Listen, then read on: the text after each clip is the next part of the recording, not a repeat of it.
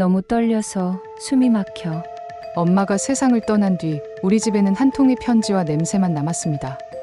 편지는 봉투에 단정히 접혀 있었고 겉면에는 아무 표시도 없었어요. 장례를 치르고 집으로 돌아온 날 서랍 깊은 곳에서 그 봉투가 나왔습니다. 나는 떨리는 손으로 봉투를 뜯었습니다. 편지 속 문장들은 평소 엄마가 쓸 법한 다정한 말투였지만 마지막 부분의 한 문장이 우리 모두의 숨을 먹게 했습니다. 그 문장은 가족 구성원 각각의 이름을 하나씩 불러 적어 놓았고 해결해야 할 요구와 경고처럼 읽혔어요. 처음에는 오해라고 생각했습니다.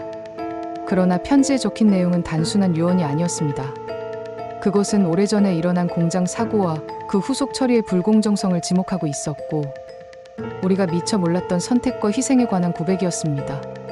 편지를 읽는 순간 방 안공기는 무거워졌고 시간은 느리게 흘렀습니다. 가족들은 모여들었고 서로의 눈빛은 얼어붙었습니다. 분노와 배신감, 깊은 슬픔이 뒤섞여 누구도 먼저 말을 꺼내지 못했어요. 그 편지가 던진 파문은 곧 우리 일상 전체를 흔들었습니다. 우리는 편지에 적힌 날짜와 이름을 정리하기 시작했고 오래된 사진첩과 수첩, 서랍 속 메모들을 하나둘 꺼내 들었습니다. 사진 속에는 우리가 몰랐던 얼굴이 섞여 있었고 수첩에는 이해할 수 없는 숫자와 짧은 메모들이 적혀 있었습니다.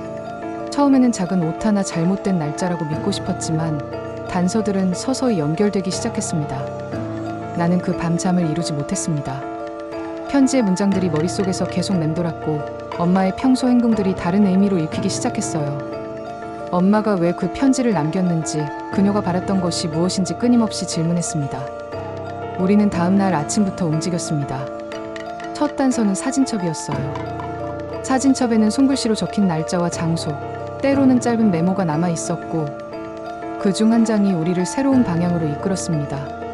사진 뒷면의 희미한 글씨는 작은 카페 이름과 비슷했는데 그 단서를 따라 골목을 찾아다녔습니다. 카페 주인은 처음에는 우리를 알아보지 못했지만 오래된 기억을 더듬어 몇 마디를 해주었습니다. 그는 엄마가 젊었을 때 그곳에 자주 와서 무엇인가를 적곤 했고 가끔은 긴장한 표정으로 전화를 받는 일이 있었다고 말했어요. 우리는 계속해서 집안을 뒤졌습니다. 오래된 영수증, 병원 영수증의 자투리, 수첩의 페이지 사이에 끼워진 쪽지들 모두 편지와 연결되는 단서가 될 수 있었습니다. 수집되는 단서의 패턴은 점차 하나의 그림을 이루기 시작했고 그 그림은 우리를 1998년 6월의 한 공장 사고로 이끌었습니다. 사고로 인해 12명이 부상당했고 그중 2명은 장기간 치료가 필요했습니다. 회사는 공식적으로는 피해자 1인당 평균 300만 원가량의 일시 보상을 지급했다고 보고했지만 우리가 확보한 치료비 영수증을 종합하자 실제 치료비는 평균 1,500만 원 수준이었습니다. 공식 보상은 실제 필요 비용의 20% 수준에 불과했고 문서에는 총 보상액 3,600만 원 지급이라고 되어 있었지만 실제 치료비와 손실을 합하면 최소 1억 8천만 원이 넘는 상황이었어요. 장기 후유증 치료와 생활 보조를 포함하면 피해 규모는 최대 2억 원에 달할 가능성이 있었습니다. 우리는 편지에 적힌 이니셜과 사진 속 낯선 남자를 쫓아 골목골목을 돌아다녔습니다. 사진관 사장, 이웃, 당시 같이 일했던 사람들을 만나 증언을 모으자 그 남자는 마을을 떠난 기술자였다는 이야기를 들었습니다. 그의 존재는 공장에서의 사고 처리 흐름과 맞물렸고 공장 내부의 문서와 영수증이 진실을 입증할 열쇠가 될 수 있다는 생각이 들었어요. 그날부터 우리는 낮과 밤을 가리지 않고 단서를 찾았습니다. 서랍 하나하나, 오래된 상자와 상점의 장부를 샅샅이 뒤졌습니다. 첫날 우리가 공장 건물 내부에서 찾은 문서들은 충격적이었습니다. 사고 보고서와 회계 자료 일부가 남아 있었지만 중요한 페이지들이 뜯겨나가 있었고 일부는 물기와 곰팡이로 판독이 어려웠습니다. 남아있는 서류들 속에는 현금 수령이라는 메모와 함께 비공식 계좌로 이체된 기록이 발견되었고 영수증의 일부는 실제 지급된 금액과 달리 조작된 듯한 흔적이 있었습니다. 또 비용 처리라는 항목으로 분류된 금액 중 상당 부분이 개인 계정으로 흘러간 정황을 보여주는 메모들이 있었습니다. 나는 그 문서들을 넘기며 등골이 오싹해지는 기분을 느꼈습니다. 누군가가 기록을 손대고 누군가는 책임을 회피하려 했다는 사실이 서류 곳곳에서 드러났습니다. 그날 밤 우리는 모여 머리를 맞대고 가능한 시나리오를 정리했습니다. 시나리오는 대체로 같았습니다. 사고 직후 회사는 공식 문서상으로는 소액의 일시 보상만 기재했지만 실제로는 피해자들에게 봉투 형식의 현금이 전달되었고 잔금과 큰 금액은 중간 브로커나 특정 계좌로 흘러간 것으로 보였습니다. 공식적 기록에는 총 보상액 3,600만 원이라 적혔지만 실제로는 현금 봉투를 포함해 약 4천만 원 내외가 피해자들에게 전달되었고 그 외 약 1억 원가량이 개인 계좌로 유입된 정황이 드러났습니다. 이는 전체 피해액 약 2억 원 중 최소 1억 원 이상이 공식 고상에서 누락되거나 유용된 셈이었습니다. 편지에는 그 누락과 조작을 암시하는 구체적 단서들이 적혀 있었습니다. 수첩에 남아있던 메모, A지점 봉투 전달, 잔금 별도 처리 같은 문구, 사진 속 봉투와 특정 반지를 끼고 있는 인물의 모습, 그리고 공장 창고에서 발견된 여러 통의 영수증과 편지, 이 모든 것이 서로 맞물리며 한 이야기를 완성해 나갔습니다. 나는 그 단서들을 하나하나 이어가며 엄마가 무엇을 알고 있었는지를 상상했습니다. 엄마는 무엇을 보았고 누구에게 무엇을 요구했는지, 그녀는 그 고통을 오래도록 혼자 간직하고 있었을지 모릅니다. 영상 중간에 여러분의 의견을 듣고 싶습니다. 만약 여러분이라면 이 편지를 발견했을 때 어떤 선택을 하셨을까요? 댓글로 남겨주세요. 이 이야기는 구경거리가 아니라 누군가의 삶에 대한 문제이니 공감과 존중을 부탁드립니다. 단서를 모으는 과정은 느리고 때로는 고통스러웠습니다. 우리는 카페 주인과 주점 주인, 사진관 사장, 오래된 공장 직원들을 찾아다녔습니다. 그들 중 몇몇은 당시에 대해 이야기하기를 꺼렸고 몇몇은 입을 열었습니다. 카페 주인은 엄마가 가끔 어떤 남자와 서류를 놓고 조용히 이야기하던 모습을 기억했고, 주점 주인은 봉투 크기의 작은 돈을 몇 번 전달받았다는 말을 조심스럽게 했습니다. 사진관 주인은 사진 속 인물 중 한 명이 우리 가족이 아는 사람과 닮았다고 했지만 정확히 누구인지는 모른다고 했어요. 그 조각조각의 기억들이 모여 조금씩 전체 그림을 만들었습니다. 증언과 문서를 비교하자 우리가 맞닥뜨린 현실은 생각보다 복잡했습니다. 공장 내부 기록은 부분적으로 조작되어 있었고 일부 문서는 의도적으로 사라졌습니다.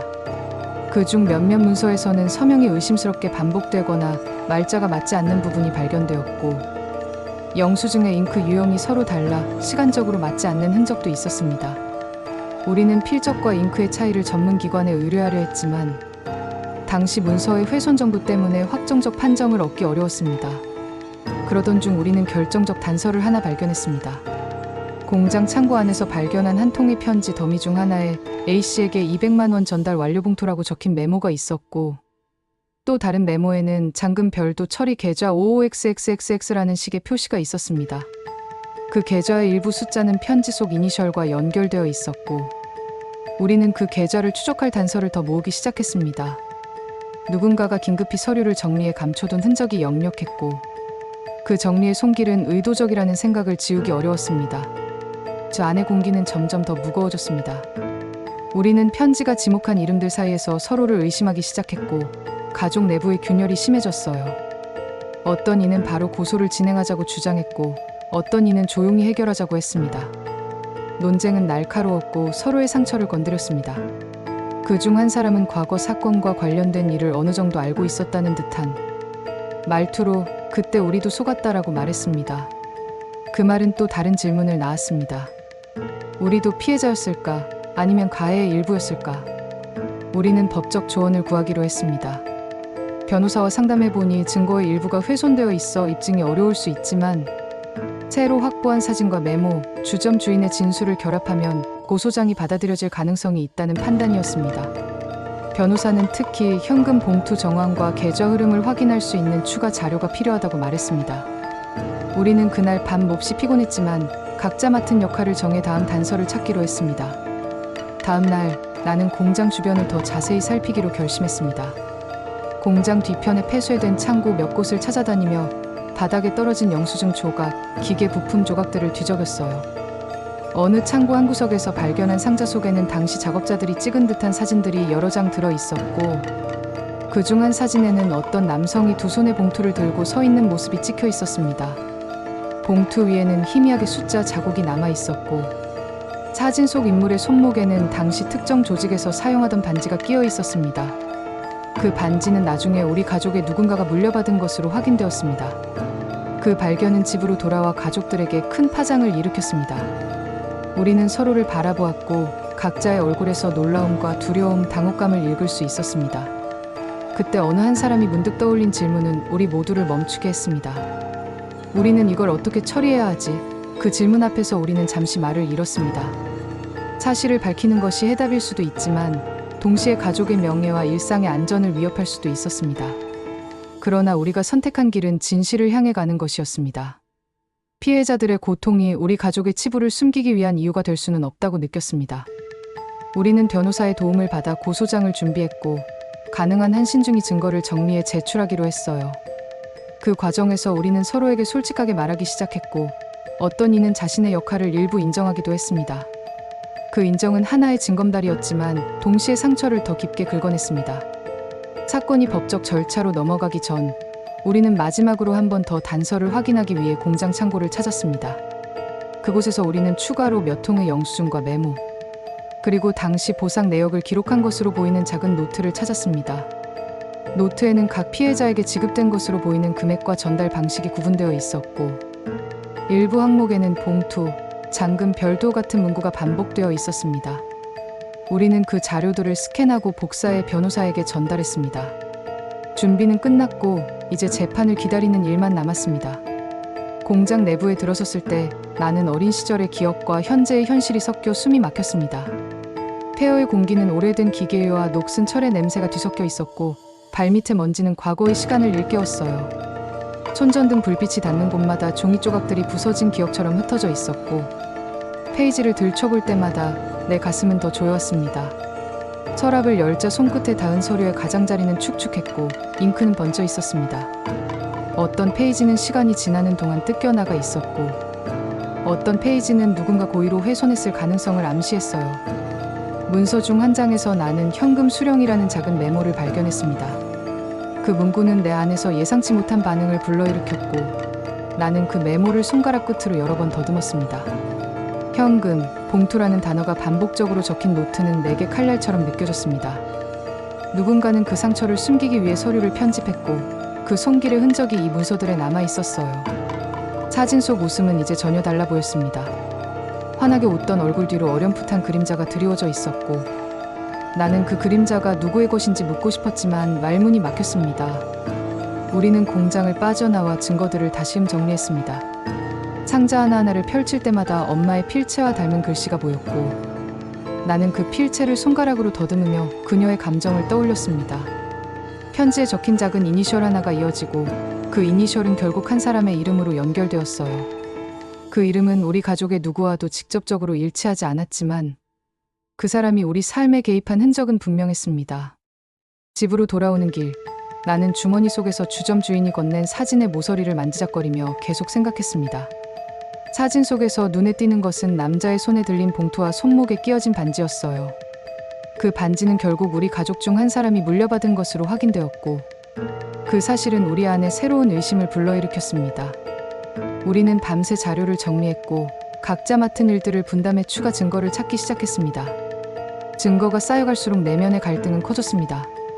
분노와 슬픔이 교차했고 때로는 누군가를 용서할 수 있을지에 대한 질문이 내게 던져졌습니다. 나는 화가 날 때면 과거의 누군가를 향해 소리치고 싶었고 슬픔이 밀려올 때면 엄마의 고단한 순결을 떠올리며 눈물을 흘렸습니다. 그 모든 감정이 융합되어 가족 간의 대화는 때때로 폭발했습니다. 우리는 서로의 진심을 묻고 때로는 서로를 공격하기도 했어요. 어느 순간 한 가족 구성원이 오래전의 일을 말하기 시작했습니다. 그는 젊었을 때 공장 상황을 잘 알고 있었고 자신이 그 과정에서 작은 역할을 했음을 털어놓았어요. 그의 고백은 우리 모두를 셔터처럼 멈추게 했습니다. 그의 말은 사건의 윤곽을 바꾸어 놓았습니다.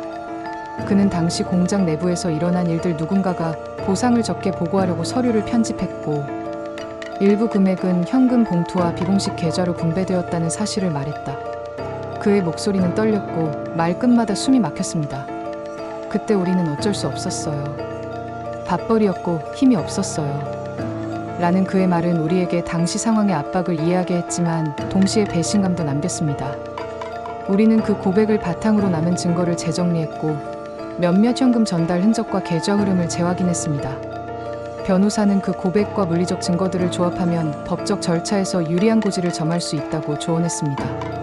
그러나 그 고백은 가족 내에서 되돌릴 수 없는 균열을 만들었고 우리는 그 균열을 어떻게 메울지 고민해야 했습니다. 한편으로는 진실이 드러남으로써 오랫동안 잊힌 피해자들의 권리를 어느 정도 회복할 수 있다는 사실이 우리를 움직이게 했어요. 밤이 깊어질수록 우리는 서로의 얼굴을 바라보며 앞으로의 결정을 생각했습니다. 진실을 밝히는 것은 또 다른 고통을 낳을 수도 있지만 그것은 피해자들에게 돌아가야 할 일부를 돌려줄 기회이기도 했습니다. 우리는 고소를 진행하기로 결의했고 그 과정에서 가족 간의 감정 문제와 법적 절차의 복잡성을 동시에 짊어지게 되었습니다. 고소장이 접수되고 재판이 시작되자 우리 가족의 일상은 재판 기록과 증거 복사로 채워졌습니다. 법정에 출석하는 길은 무거웠고 우리에게는 알려지기 싫은 과거가 공적 기록으로 공개되는 두려움이 있었습니다. 공장 측은 일부 문서의 위조와 증거 불충분을 주장하며 적극적으로 반박했습니다. 그 과정에서 몇몇 관련자들은 책임을 회피하려 했고 일부는 고의적 조작을 부인했어요. 재판은 길어졌고 우리는 심신이 지쳐갔습니다. 그러나 우리의 증거 수집은 단순한 개인적 분노를 넘어 지역 사회의 문제를 환기시키는 계기가 되었습니다. 공장 사고 후 보상 처리의 부당함과 은닉된 금전 흐름은 우리 가족만의 문제가 아니었습니다. 재판 중 여러 피해자들이 증언대에 올라 자신들이 겪은 치료비와 생활고를 증언했고 일부는 당시 받았던 봉투식 지급으로 인해 충분한 치료를 받지 못했다고 말했습니다. 그들의 증언은 우리의 주장에 힘을 실어주었고 법원은 일부 보상 처리의 부당함을 인정했습니다. 법원은 공장의 일부 책임자에게 징계 권고와 추가 보상 명령을 내렸습니다. 판결은 완전한 승리는 아니었지만 피해자들에게 실질적인 도움이 될 수 있는 추가 보상과 공식 인정이 이루어졌습니다.